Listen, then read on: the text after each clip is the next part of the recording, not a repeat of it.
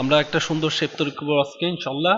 তো এখানে আমরা লাইন সেগমেন্ট টুল সিলেক্ট করে এখান থেকে একটা শেপ আপনার লাইন এঁকে নেব। যার এখান থেকে স্টক দিয়ে দেবো, আমরা এখানে স্টক দিয়ে দেবো। দেওয়ার পর এখান থেকে ওয়াইডার টুলটা সিলেক্ট করে এটা জাস্ট ওয়াইডটা এখান থেকে বাড়িয়ে নেব একটু, তীর চিহ্নটা আকৃতি করে নেব একটু, ঠিক আছে।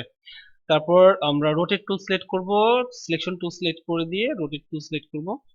সেন্টার পয়েন্টে অল্টা চেপে ধরে ক্লিক করব। ক্লিক করার পর এখান থেকে 20 অ্যাঙ্গেল দিব, 20 অ্যাঙ্গেল, রোটেটে 20 অ্যাঙ্গেল দিয়ে কপি দিব।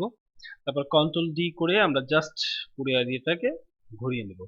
ঘুরে নেওয়ার পর সিলেক্ট করে নেব পুরোটা।